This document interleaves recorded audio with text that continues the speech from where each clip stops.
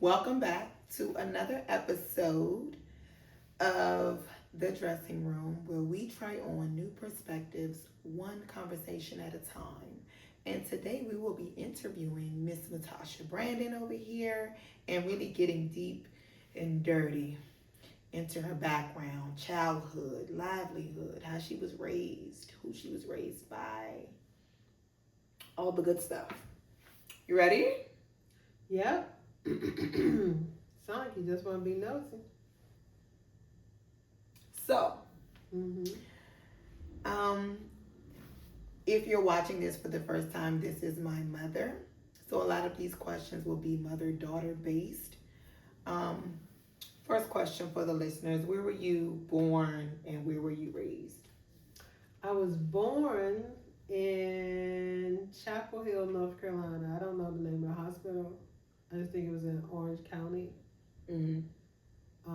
I was raised in Maryland in like Landover, Sea Pleasant area. PG County. Yes, in PG County. Okay. Mm-hmm. Um, you moved from North Carolina at what age? I think me and my mother moved here when I was 4. Okay, so you didn't spend too much time in North Carolina before No, you. just like the first 4 years. Cool, cool. So, when you moved to Maryland, how was that transition from North Carolina? It's crazy because I was so young. Mm-hmm. The only thing I can remember it being a little weird because I was all of a sudden around a bunch of people I didn't know. It was just like looking around like, Right. what do I do with this? You know what I'm saying? Like, Did y'all have to stay with anybody at first, or did y'all? yeah, when we first moved, from what I remember, we were living with my grandmother. Mm-hmm. So, and of course, my grandmother had 8 other children. Mm. My mother's the oldest. Okay. My mother's the oldest. My mother, well, my mother was younger. Her mother, my grandmother, left her with her mother. Gotcha. So my mother was left with my great grandmother. Gotcha. My grandmother moved here, and then she actually had my mother and my mother's brother. Then she moved here and had 7 more children. But when she left my mother with her mother, she took my uncle with her. So all of her kids were raised by her except my mother. Then my mother was raised by her grandmother, my great grandmother. When her grandmother died, she went to stay with my grandmother's sister. So she then was finished being raised by her aunt, her aunt's husband, and they had kids. So she kind of grew up with them like sisters. Gotcha. They were her sisters and brothers. So your mother was how old when she moved up here? My mother, I don't know. She was 18 when I was born, and then was 22. About 22. Okay. Mm-hmm. Okay, cool. Yeah. So what was her relationship like with your dad? I'm sure she met him in North Carolina. Yeah, she met him somewhere during high school. Okay. And I'm not really sure how long they was together before I was conceived. I just know they wasn't together once I was born. Gotcha. So I think it was very short-lived. Okay. Was it one night stand? I don't think it was one night, but it wasn't no long night. Not too many nights. It wasn't too many nights. Okay. How's their relationship now? I mean, they're cordial if they see each other. Okay. That's about it. You know. Yeah. It took her. I think it took her a while to get used to just seeing him and saying hi and being okay with him. He's always thought it was funny, but because he always talked about her being feisty and mean, and and he's the opposite. He's more outgoing and thinking. Life is just life. But you make it. Yeah, Okay. So I don't even know. I swear, looking at the both, I don't know how they even did that. Okay, cool. Might have been a drunk North Carolina's down south country night. I mean, I could look at my mother, and I could see in my dad, and I could see what she was attracted to him, and I can also see why she left him. Yeah. Okay. He wasn't stable enough to be in a relationship. So all right, I get it. So, how was childhood for you growing up between the ages of like 5 and 15? Oh wow. Hmm. Um. hmm.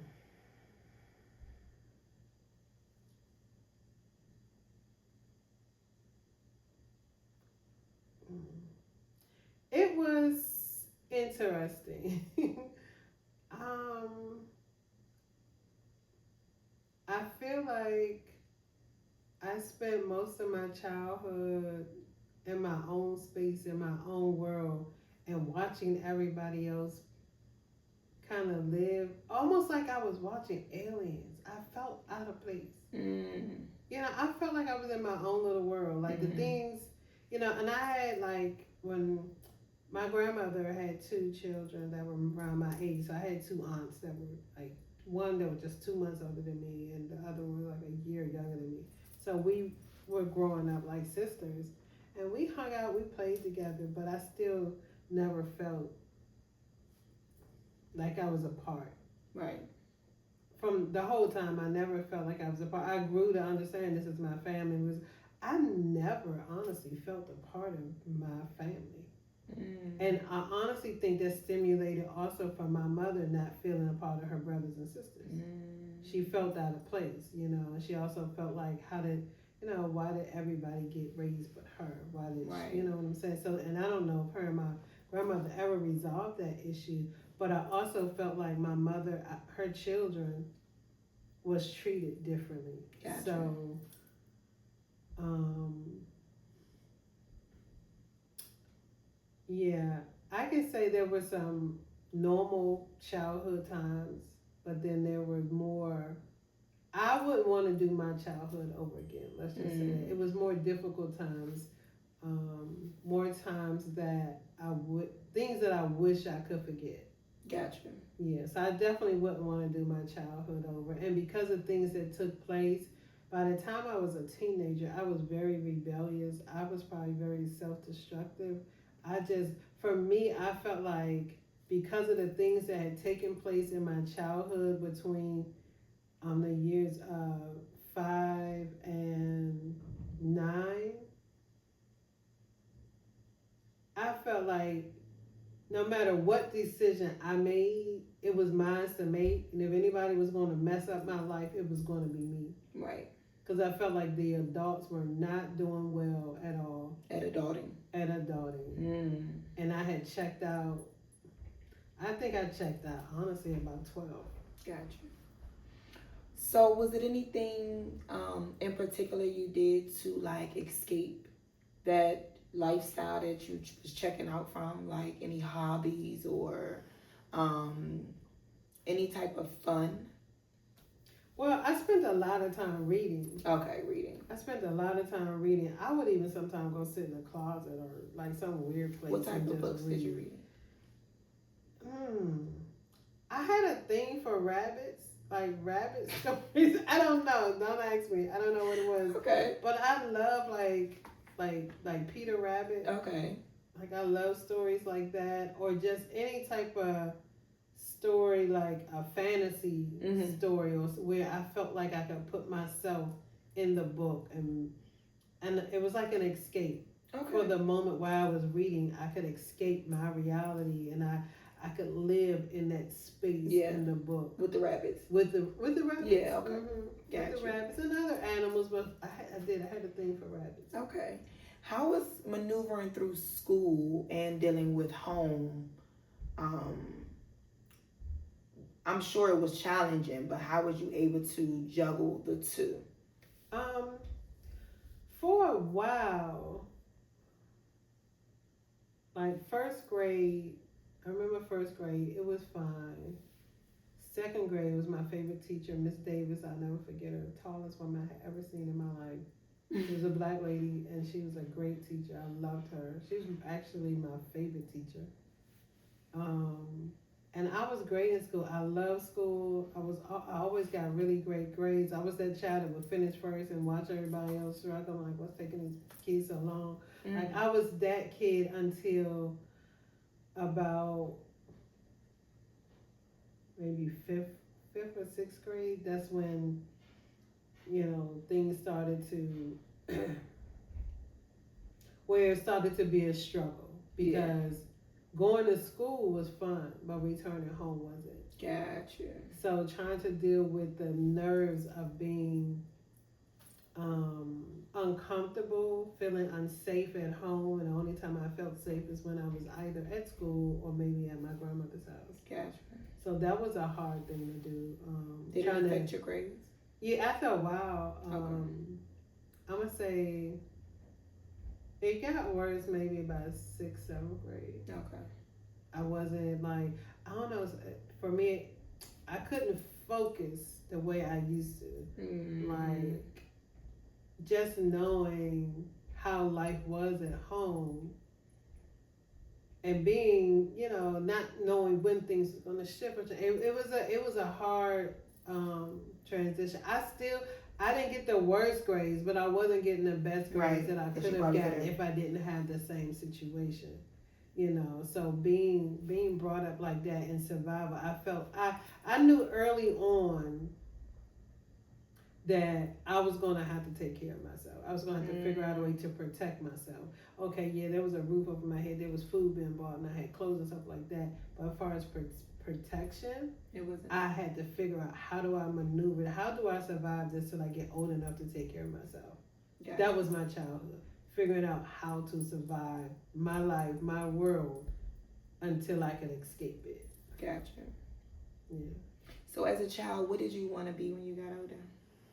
As far as career-wise or profession? I always wanted to be an author. I always knew I was going to write books. I was going to just tell stories. And I was really into writing stuff kind of like adventure stories. Okay. Yeah, it was something about creating an adventure, like things, not because I used to love stories like Cinderella and stuff like that, of course, but it was something about like real adventurous stories. Like, I don't know if you know the story, Never Ending Story. Have you ever I don't think that? So, no. It's a movie too, but it's about a big giant dog. It's a whole thing that goes on. You have to see it. But I imagine myself writing stories like that. Did you ever write? Did you have anything written down as a child? As a child, yeah, I did. Now, what happened to a lot? Oh, okay. I don't know, but I used to write a lot. I was that kid in writing class because we had, what was it called? Creative writing. And as soon as we got into creative writing, like I couldn't, when I learned how to write in cursive, first of all, let's just start here. When my mother taught me how to write before I ever went to school, she taught me my ABCs, my numbers. I can't remember how far I went up, but I could write my name, my ABCs and all that before I ever started school. Okay. But it was something about the pen and pencil in my hand that just, I don't know. It felt like, I ain't gonna lie, I know that sounds crazy, but it felt like a magic wand. I just wanted to write all the time. It just felt natural to just write. So when I got to school and they would say, write a story, I could write a story. Wow. I didn't have to sit and think. I just knew already what I wanted to say and I could write it. And talent. I always just got A's in writing. English and words were always my thing. Yeah, I want to write. I want to talk. Yeah. Now, they said now draw a picture describing what you wrote. That's why I was like, mess me up. I ain't no artist. I'm a writer. So I don't do art, man. You come to stick people right. or whatever. I don't know how to draw what I wrote. Exactly. I know how to write. I know I can vision. I was always a visual person. I could visualize the story, the people, the animals, whatever it was. I could see it. What's a funny memory that you have from your childhood? A funny memory.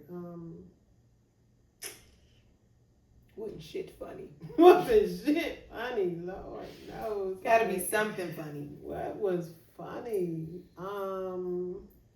Well, one of the things that was funny, that I could think off the top of my head. Well, a couple of things, but one of them was there was this lady. She lived across the street. Her house was on the end of the corner on the hill that we kind of lived on. And she had a grapevine. So every year grapes grew. And she would tell us not to touch the grapes till she got all the grapes that she needed because she made wine. Oh, right. And she said, and then once I'm done, y'all can come and get grapes. But us being hard-headed, we would sneak up in her yard with a bag and be grabbing at the grapes. So on this particular day, we go get some grapes and run, go back to our yard, and we had these bricks that we set on, and we laughing and we happy. We done got this, and this bee flies in my mouth and stings me in the top of my mouth, and I'm like, ah. When I'm eating, got a handful of grapes. Bee done stung me in my mouth, but I close my mouth and I hear the bee trying to get out. And everybody's laughing at me as I got this. It wasn't funny to me till later. Because did you get bit? Yeah, it stung me in the top of Oh my my God.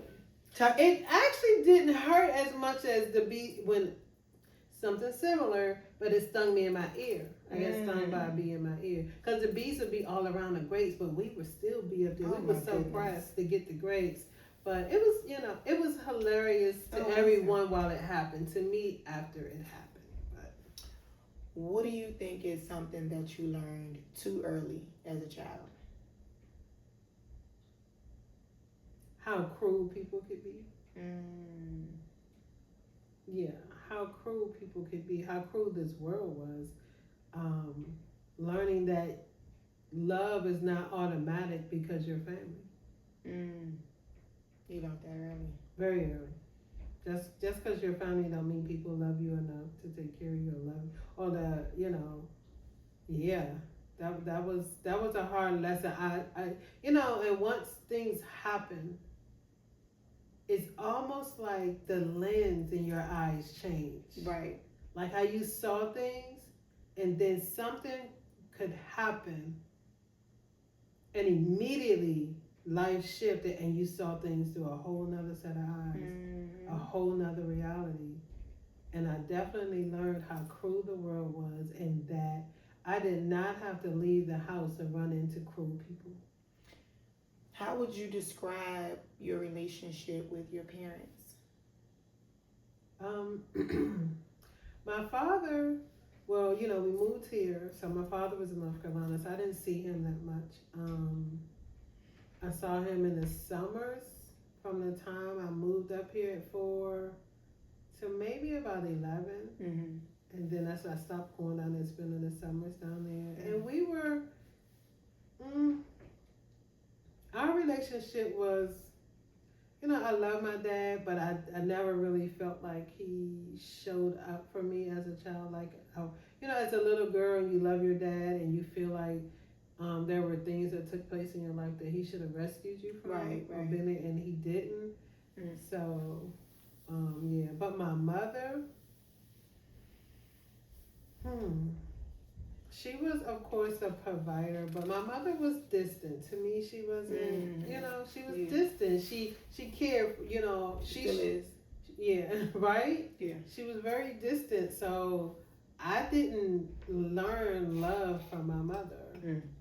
I didn't even know what love was. I didn't even know if she loved me. And I recently told her this maybe a year ago.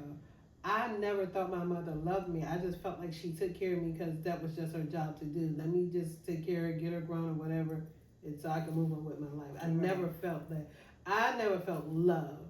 We just established, okay, we here together and we got to get through this, and that's just what it was. That's how I visualize it. I don't know how she truly felt. From what she says, she loved me, and she loved me the way she knew how. But it was very distant. That's why I felt like I was always in a world of my own. Gotcha. I didn't even share a close world even with my sisters. My sisters had each other. They were closer in age. Yeah. I always felt singled out in that home because there was me and my mom, my sisters, and then their father. Gotcha. And of course he was the biggest villain in my life. So it was like, it was just me. So. And the sister underneath of you is how many years younger? 5. Keisha's 5 years Okay. younger than me, and then my other sister's 7 years. So they're 2 years apart. Okay, cool. So how was y'all relationship being that far apart in age? I mean, we were still cool. It wasn't like a. We was cool. I mean, but it wasn't like I was running around playing with them. Yeah. I was with my aunts or Gotcha. my friends that were more my age, closer to my age. They were, or cousins, like our cousins that was more our age. And then they were with the cousins that was probably more their age or whatever. So it wasn't, we lived in the same house together. We did things and we played games and did certain things. Yeah. But I honestly spent a lot of time away from everybody. Gotcha. Like, to myself. I felt, it's weird, but I felt safest by myself. I did. I felt safest by myself or definitely away from home. I could be almost anywhere but home. Gotcha. What's your favorite holiday? Easter. Why? That bunny? It might have been. I don't know. That bunny Something thing about you that talked about rabbit. I don't know what it was with me rabbit. I loved Easter because it was the beginning of spring. I struggled through winters. Gotcha. It was something about the beginning of spring. It was something. I know you new. told me you don't really like the fireplace burning smell. Yeah. That kind of. That and the home that I grew up in had a wood burning stove. That's how it heated the house. We didn't have like central heating. Yeah, right. That so was the house 60s. that Like no. He sound like the grandkids. And then because of the things that took place in that house, exactly, I related later on in life. Whenever I would smell fire burning, it's not a. Or I could be walking down and see during the winter time, most of the people in the neighborhood had fire burning stoves. Exactly everywhere. So you smell wood burning all the time, and I'm sorry. Go ahead. You got to say no, I was just saying that would always make me feel sick. Yeah. I always felt sick smelling wood burning. When you go to events that have like a fireplace and the woods burning, maybe like during the winter time, Christmas time, do you still have those same feelings today? I'm better at it now. I might can smell it, and it might be something small, but most of the time, no, not now. Like if it was an Airbnb and it was a fireplace and blah blah blah. Yeah, blah, blah. I did the work. I healed from that. Okay. I did. Because it took a long time, honestly, and that's probably within the last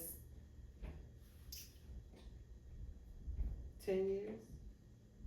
Maybe last 10 years. So I spent at least 40 years of my life now. Well, I'm going to say from the time I was 5 to about 45, like the minute I would smell wood burning, it would zap me right back to childhood and just darkness and cold and winter and just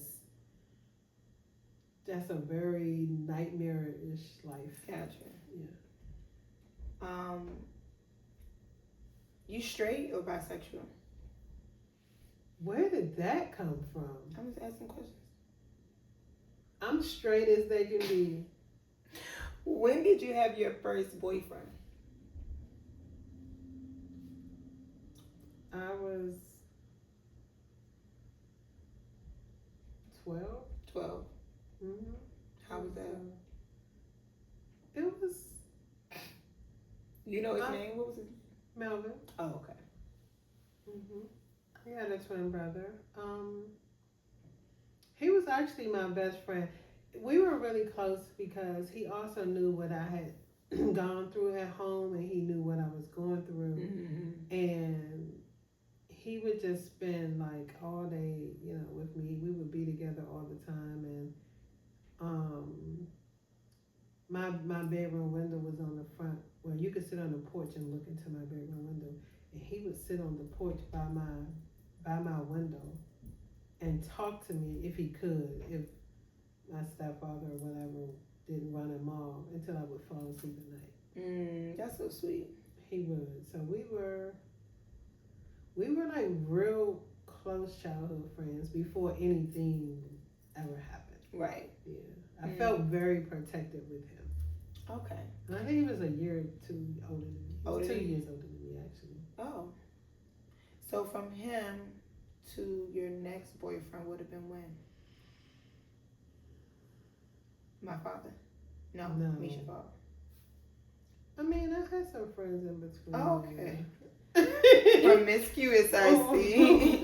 It was before then, because even with him, he was just my very first. But then I dealt with another guy. Okay. That lived in the neighborhood.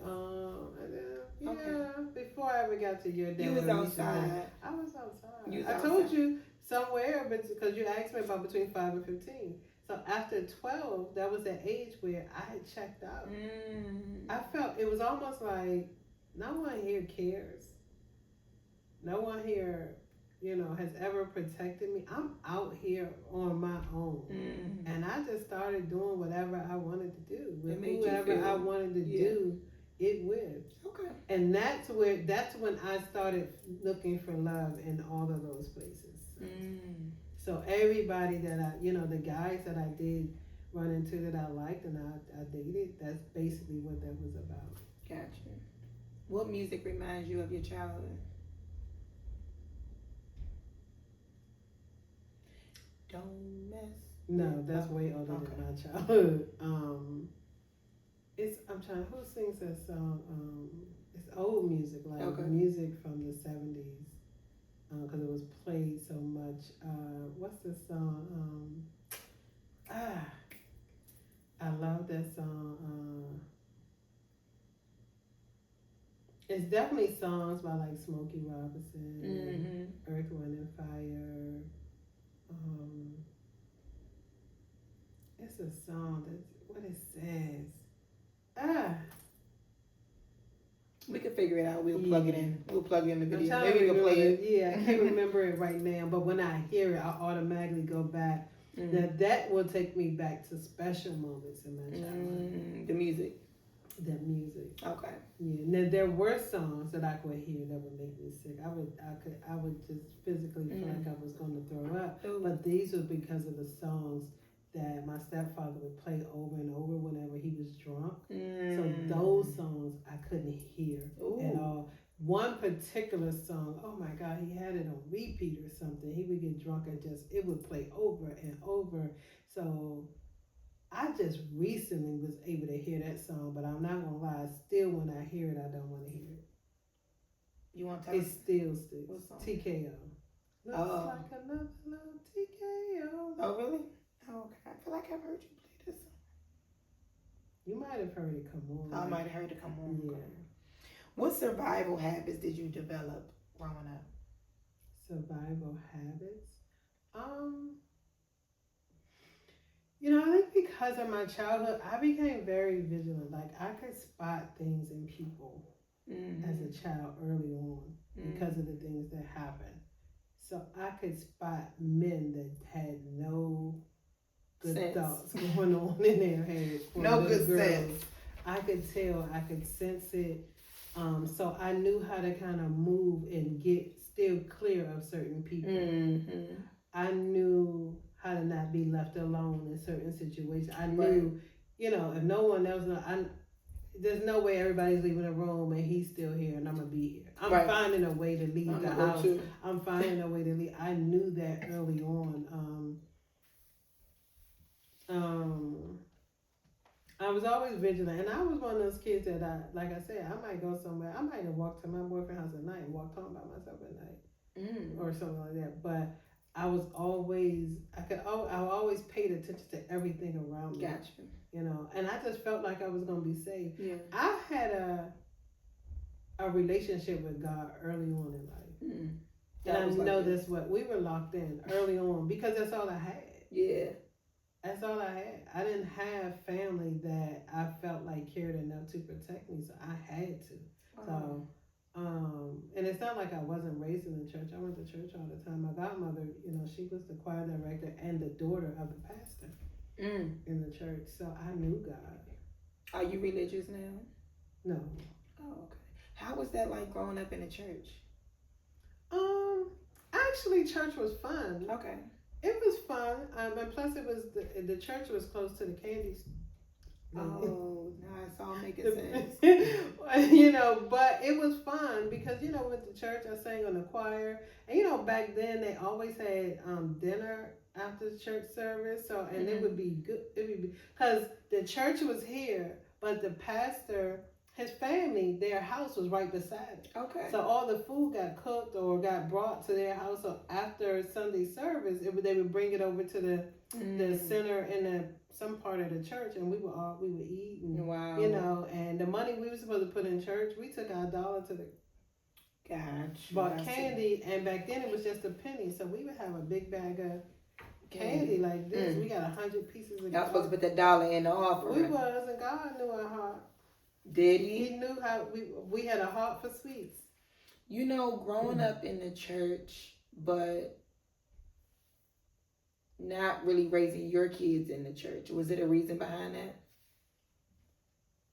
I don't feel like I ever got anything out of it. It was just fun being there because of the activities and stuff.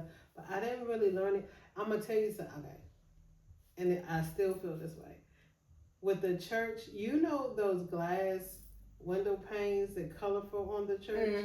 It creeps me out. I don't know why. I don't like it. It seems demonic or something. I don't, and I'm not saying that it is. I don't like it. Okay.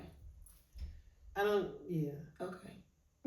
So for me, I don't even want to go in one of those churches that have those. And then it was something about those that had those windows, and then sometimes they had like a silhouette of Jesus or whatever. I don't know. It just freaked me out. Okay. Yeah. But I never felt like. I felt like teaching y'all what I knew, or teaching y'all how to survive, or teaching y'all things, or like protecting, that was my job, or anything that was going to get instilled in y'all, or it was going to come from me. It wasn't going to come from me forcing y'all to go to church to listen to a person, to me, that I didn't even get anything out. He was just telling stories, but I didn't understand none of what he was talking about. You were just there. The only part I liked was the singing part. Okay. And then we ate. We had food. Singing and food. Yeah. A good time. It was a good time. Funky. It's a funky good time. And Easter. And Easter. Church loves Easter. They love Easter. You know what? It's all coming together full circle. Yeah. Y'all got dressed up. Eggs. Ooh. Dressed up. Bunny. We got Easter egg hunts and candy, and I don't know. Now, I learned a lot of, about Jesus and being resurrected and all of that stuff, but then I just wasn't so sure how much of that was true. It never really made sense to me. Yeah. Did you always want to be a mom? Always. How many Ever since I was a little girl, I wanted to be a mom. I wanted 10 children. I wanted 9 boys and 1 girl. You had 4. What made you stop? Well, my body was over it. Okay. And not only that, after I had my son, and I think because of the relationship I was in, I just didn't feel like I would ever go through having another kid for a man, like putting myself through all of that for anybody else. I was satisfied with what I had, and if there was going to be a new man in my life, he was going to have to come equipped with what he needed, or find it somewhere else, because I wasn't having any more babies after my son. I made a decision for me. And see, for me, the thing is, I could be in, I don't know if I want to say bad situations or challenging situations, but once I made up in my mind, I'm done, and I'm done. And because it's my decision, it's my choice to make. Then there were times, it was always my choice, and I didn't always make the best choice for myself. But I knew when a choice was going to be made, that's just what I was going to do. When I decided I wasn't having no kids, it didn't matter how he felt or nobody else. I was done. Okay. And I've never regretted it, ever. How was your relationship with him? With your father? Yes. I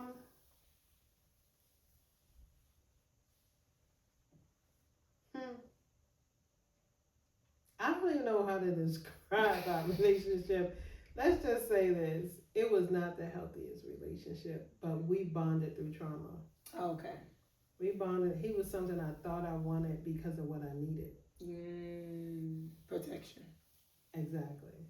So, as far as providing and protecting, but he never loved me the way I needed to be loved. Gotcha. And me settling for the protection and the providing part, I stayed in that relationship way too long.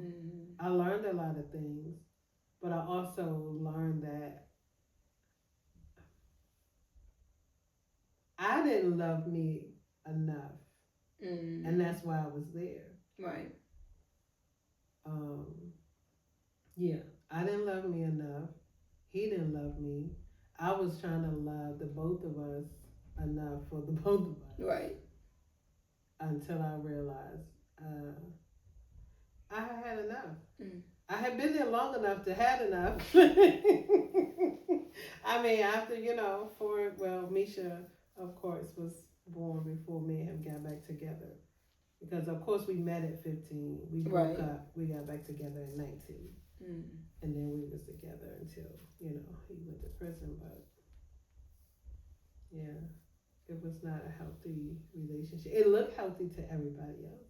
Everybody else thought it was the picture perfect relationship. Except those who knew that maybe, like his friends knew he was cheating and out there. Yeah. But the thing about that, your father was always he always loved women. He was always a cheater from the day I met him at 15. Yeah. But for me, you thought you could change? I felt like I probably could change him, or he would eventually change. And it's not like he didn't care for me, because he would show up, he would be there, but he still wanted to do other things, and I stuck around through all of that. So it was my choice. So he didn't bring anything on me that I didn't choose. Right. Because I knew who he was when I stayed with him. Do you feel like your childhood helped shape you to be able to remain that wife that was silent and allow him to have that spotlight that made him look bigger than what he was, or better than what he was? I only ask because I'm not good at just staying quiet. Yeah, because I was taught as a child how to, okay, just because you had to weather a storm or something went on that you didn't like, you still got to show up like everything is okay. Right. I was taught that early on. No matter how much pain you're feeling inside, no one's going to talk know. About Bruno. We don't talk about Bruno. You might have to sit at the dinner table across from Bruno every night. But you better get over it, move on. So it was easy. So I feel like I was being trained to be an actor early on. So I told you got this in the bag. Yeah, you got it. I could perform. No, I know you can. Even my mother said she didn't even better know. Than me. It's just about what role you do. It's just about you playing the role that you can play. Only you can play. Mm-hmm. Everybody can't play that role. No, because I can't play that role. Yeah. I'm gonna need something else. I'm gonna need a different script. I feel you. Yeah, I was molded for that. I was molded for that position I played in my marriage. As my mom, what is something that you may have been protecting us from as your kids that we didn't realize at the time? Oh wow. One of my main things was to protect y'all from the monsters you couldn't see. The things you wouldn't see until it was probably too late. You we can't spend the night over nobody's house. Exactly. Yeah. You couldn't stay over nobody's house. I was very vigilant, even with the people, whether they were uncles or anybody. Yeah. If it was a male, I'm like this, head on a swivel, constantly. I need to know, like, even if you were staying at, like, let's just say y'all was at Aunt Diane's house, and there were no men there, unless she brought somebody, and there was somebody in and out. Yeah. I was okay with that, but I needed to know, what, when, why, because I didn't want nothing that, if I could prevent it, I was going to prevent it. Yeah. And just safety. Like, when we would cross the street, and y'all probably was like, why did my mom hold on to us so tight? Break our damn wrists. I was seeing kids run out in the street or get away from their parents, and how horrific that could be. Like, I've seen a lot of things. I've seen children get hit by cars, like, or where parents were so, like, carefree and just letting it. Yeah. So yeah, I was very overprotective because of the life I had as a child, things I had seen, and I felt like I had seen way too much. So I was constantly trying to protect y'all and to allow y'all to have a normal as possible childhood that I didn't get to have. Okay. What's something that you feel like people prejudge you about? Mm. Well, it's funny because most people think I'm mean. Mm. Most people think I'm mean. People used to always think I was very antisocial, that I was like stuck up because of the look on my face. Like I not do understand. I do have All that true resting things. bitch face, but I feel like I'm the total opposite. Can I be mean? Yes. But that's not my. I don't feel like that's my default setting to be me. Okay. It's not like how people would see me, but like, I thought you was mean. I didn't want to say nothing to you. I'm like, really? I think you're How just did more I quiet look? and reserved. But I've Anybody always that's been like quiet. that gives off of, because you can't figure them out. You don't know what to expect. You don't know you don't know what's going to come next. So you just like, is she alright? Is she don't want to talk to nobody? When you kind of stand offish and quiet, that's going to be the first thought. She mean as shit. She don't never talk to nobody. And that was just me just always been observant and just watching everything. Now, once people talk to me, if you talk to me, I would talk back. But I was never the type of person that was going to initiate a conversation. Right. I do it more now, but as I was younger, no, I didn't initiate it. You were going to have to talk to me, and we would never talk. What's your toxic trait when you're stressed out? To go silent, go ghost, not deal with people. I guess. Yeah. Is that what you mean by that? So. I think so. Yeah, I shut down. I can shut down, shut people out. Definitely.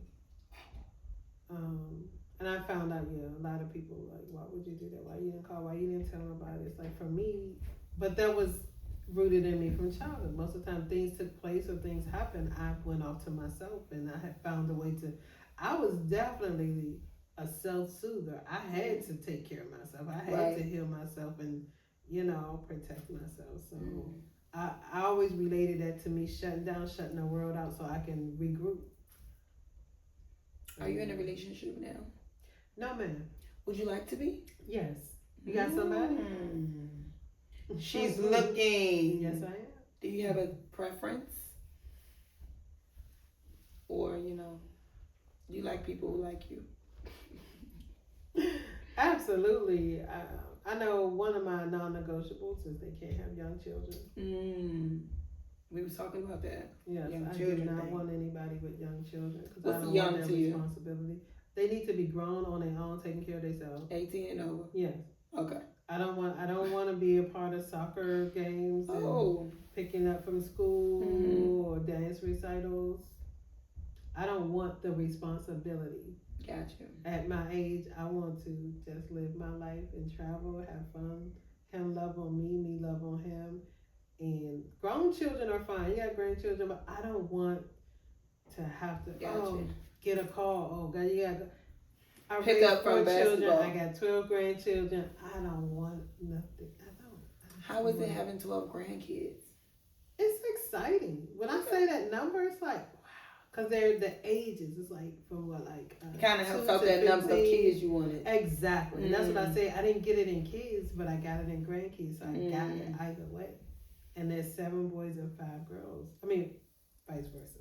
7 girls and 5 boys. Did I say it? Yeah, I think so. And and I love it. I think it's a blessing because there's people that I know people that want grandchildren right now that don't have any. Yeah. And I'm like, oh, I got a plethora. What age you want? What age you want to take care of? Which one do you want to think hang you out will with? be expecting more grandkids soon? I don't think I won't.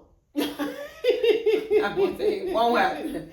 I do feel like it seems like everybody has like, leveled out a little bit. They like because your youngest grandchild is how old? I think JJ is he 2 or 1? I'm not sure, baby. I'm not sure. I know his birthday. I don't know how old he is because I don't remember what year he was born. But I think he might have just turned 2 in January. I think. If one of your kids is going to have a baby, which one would you think it's going to be?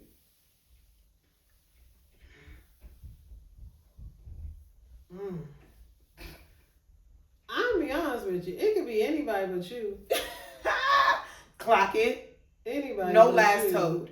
They all kind of like, because of course it's Sharon. It's my son, so I don't know what I'm not her mother. Yeah. And I don't know what how if he's pulling out. It's like no, I don't know. You She's know what on he birth over there control doing? because that's not my job. That hey, Exactly. you on birth control? What is going on? Y'all trying to prevent this because enough is Y'all enough. Wait till they, even out. Shit. Yeah. And the girls. I don't. It could go either way. Okay. Yeah. What's one thing you admire about me?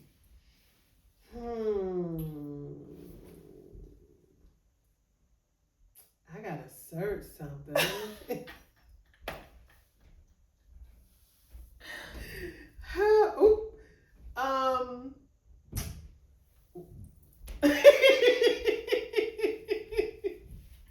Everything's always a joke when I ask you a question. Well, honestly though, it's your determination. Your determination, your strength to push past limits or to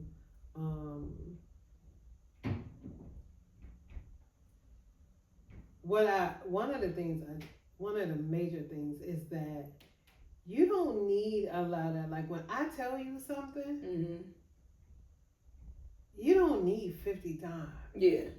It's just like, you automatically, your mind goes to, well, she gotta know she's not perfect, but I think this thing, especially after it has worked, you would just jump in there and at least try it. Right. You know what I'm saying? I got nothing to lose. What I got to lose?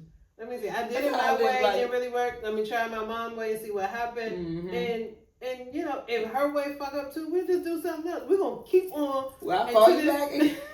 Till this soup get right, we're gonna keep adding shit. But you're willing to do that. You don't hesitate. You just jump in. You just do things. And the fact that how you just chosen to just live life out loud. Yeah, definitely like living life out loud. What's something that I do that get on your nerves? Nothing. We can skip that one. Go ahead. You see something? That get on my nerves. I'm not touching you.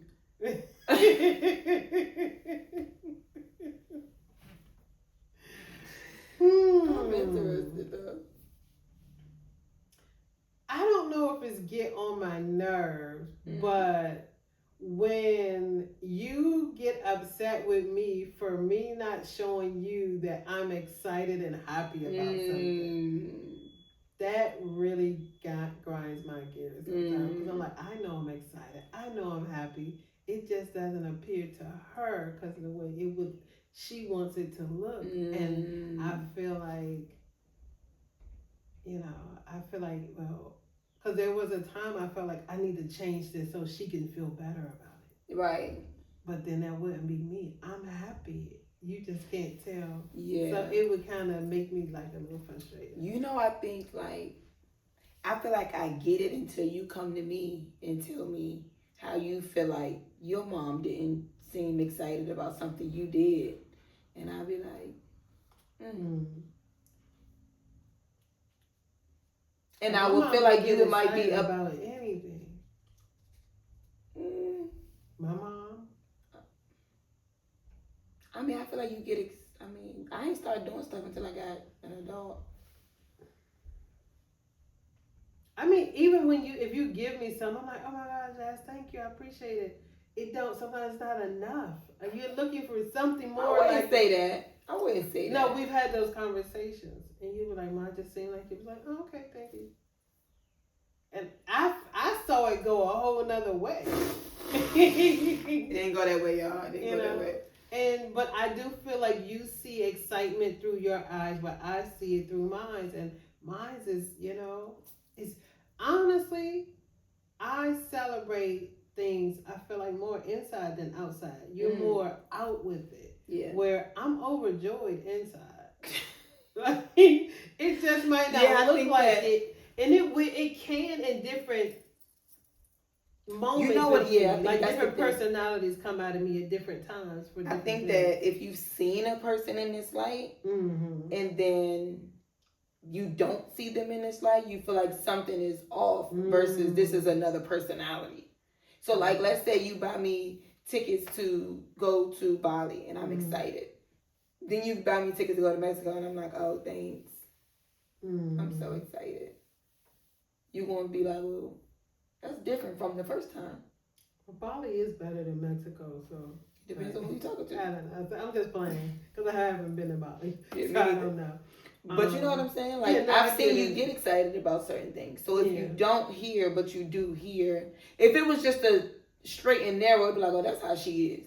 And but I understand you. I do just know sometimes it's difficult for me when it happens because it's like I don't know how to prove to you that I'm good. Because sometimes I can go out and be having a good time, but you might look at me and think I'm not having a good time, I'm not enjoying myself. I've been out with other people. We at the table, we chilling, music playing, and I might not be on the dance floor spinning like I can get on the dance floor and dance all night. Yeah.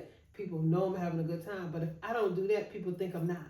You know it's funny because I've had that, right? I could be having a good time being quiet. Right? I can enjoy myself being quiet. I think the difference between me and you is you can also be having a horrible time and still be quiet. And see, that I understand people can't tell with so me. You don't know whether she having a good time or a bad time. Me, if I'm having a bad time, you also won't know too. Right. So now it's hard to gauge which one this is. Is this her quiet good time or this her quiet bad time? But she don't want to try to ruin nobody else's time, so she not going to say nothing. So it's kind of hard. I feel like that's the difference between mine and yours. So sometimes it's like, did she really like it? Or she just don't want to hurt my feelings. When you're dealing with somebody that don't give a fuck, you give me yellow, I like pink.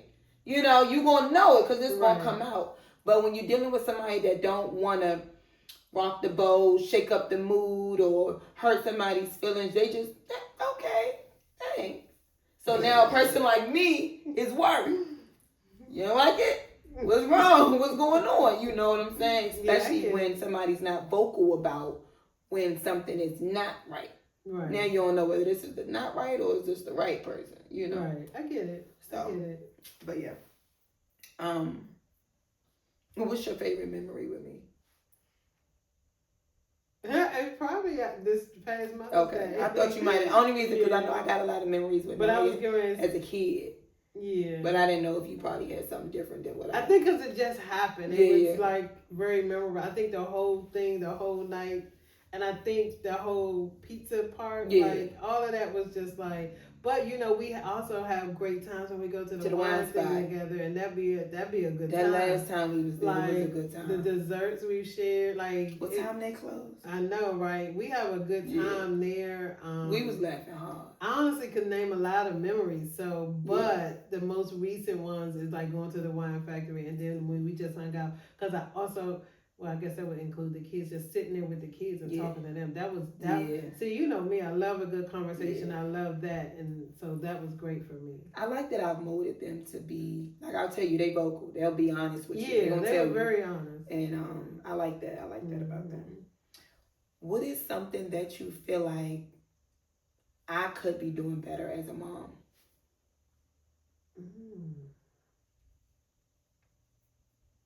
Well, you don't keep house well. It's like, no. I don't keep house. Playing. That means keeping your house clean. Oh, I just cleaned it. No, right? No, not that. It's a lot of work, shit.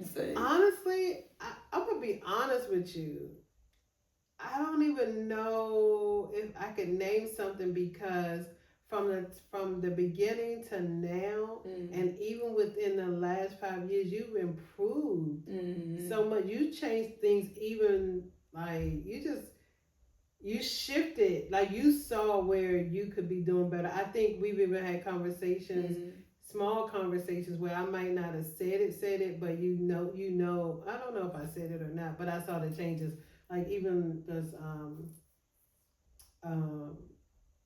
shifting how you may, show up with them, how you may discipline them, or spending more time, giving them more of yourself. Yeah. Because, you know, you were more like, I got kids, but I got a life to live. Right. But then... Still am. Right. Right. That was but you know, I spent that year making sure that every month we had something that I was started right. You started making sure you were putting that time in, and after a while, that now it's just in you to do to separate time out, spend more time, get them, do this, do that. So Rich auntie, listen. Yeah, you're giving them more of you than you were before. Okay. Yeah. So you've learned how to give yourself your time and them balance. their time. Yeah, balance. Where one time you like, I know I had them, but damn, do I gotta be here with that? Like, what is she? And it was weird watching you because of the kind of mother I was. And I'm just like, what's happening here? But I had to understand that you're an individual. You're my child, but you're not you're not a exact duplicate of me. None of y'all are. You know what I'm saying? But then you were that child that. Yeah, you know how you said, I gotta eat before I feed them. Listen, that used to blow my mind. Like, you gotta feed these kids and you eat, cause that was me. But you taught me, Mom, you gotta put your mask on first. They tell you that on the airplane. They do, and it makes sense. But that's not how I was raised, so that didn't make sense until it settled in from. And I learned that from you, and that's why I always tell people, you can learn so much from your kids. I learned stuff from my kids. And my grandkids. You just gotta pay attention. You gotta be like, oh, you know what, you're right. That makes sense. I realized at one point that I had made dinner, and I said, I'm hungry. I'm not even gonna tell them it's done. Girl, I was starving making the food, so I sat on the side and I ate my food, right? And after I was done, wiped my mouth, and I felt better. So delivering you a plate felt good. I would have hated, here's your Bobby pin, here's your plate, here's your funky ass Bobby.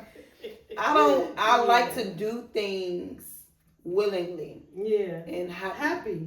Yeah. Not, come on in here and get this food, sit down. You know, just mad. But when you hungry, I want to do things on a nice full stomach. And I feel like if I sat, and I will watch where you will feed everybody, give everybody seconds, and then where yours at? Yeah. I thought that was crazy. I gotta make sure I get mine. Cause if I get left with the scraps after I cooked it, we have a problem. Yeah. You know, because I'm not eating cereal. And I think I had gotten used to it. That was another thing from childhood. Yeah. I felt in my head I can survive. I'll make sure everybody is good. If there's nothing left, I'll just figure it out. I don't know. That was and our childhoods were completely different. Oh yeah, totally different. Completely different. Yeah, I'm going to eat. Yeah, and you should. And I'm going to bring y'all a plate when I'm done. Yeah. Yeah. So glad you learned that. Don't you be so now, feeding these grandkids. And I don't. I ignore the shit out of their ass. You better get your chips in. You better eat first. Okay, I'm almost done. I got a few more questions. Do you desire to get married again? Desire, no. But you will. But I will. Okay. Why don't you? I don't desire it. It's not like my heart is saying, I want to get married. Okay. No. I want a partner. Okay. I do. I do want to spend my life with somebody. Or somebody, maybe. I don't know. Okay. I'm not totally against something that I haven't tried. Okay. Yeah, but I do want to spend my time and space, and I want to, I feel like I've done a lot of work on myself. I've been single for 7-8 years. Yeah. And I'm ready to do that with the right person or persons. Persons, y'all hear that, right? Y'all hear that? What lesson took you too long to learn? How to let go of things and people that don't serve me. How long did it take? When did you learn? Yesterday? Damn near. What's one thing people avoid discussing in relationships?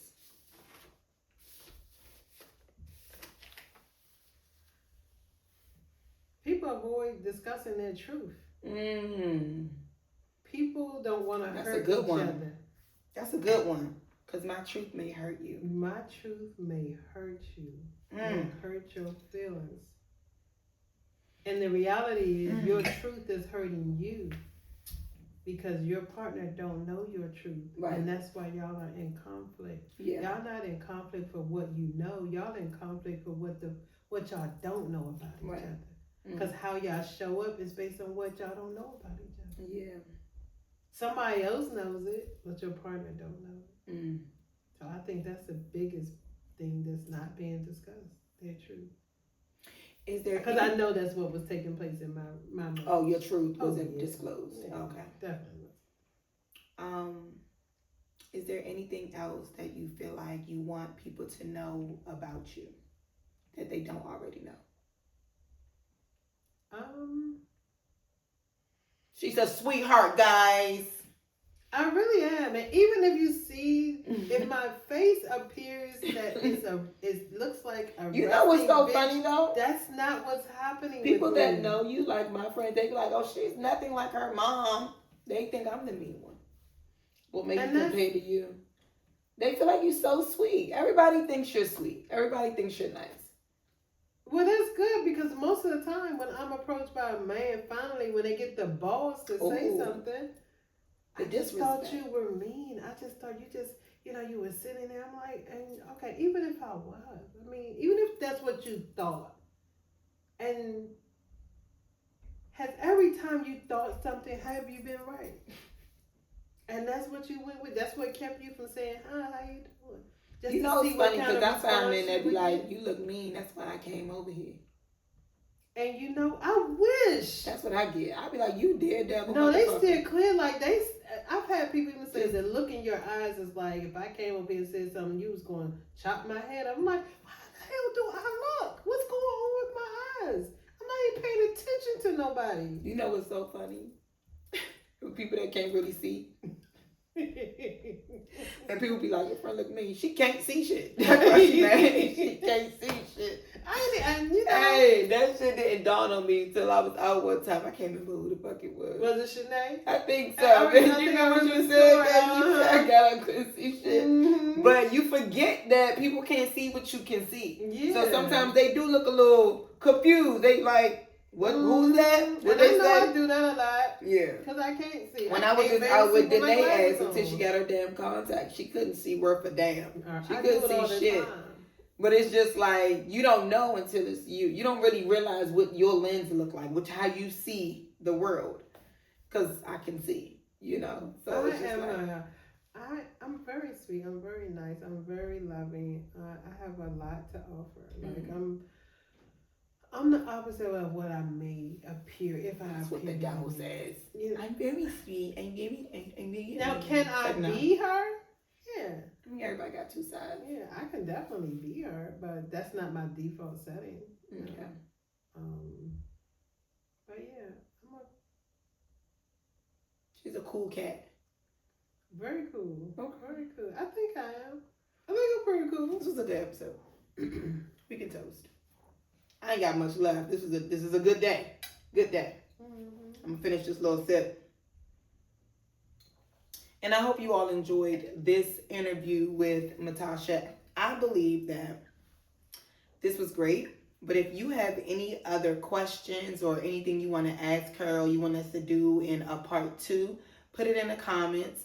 Make sure you like, comment, and subscribe to this video. And we will see you all on the next episode.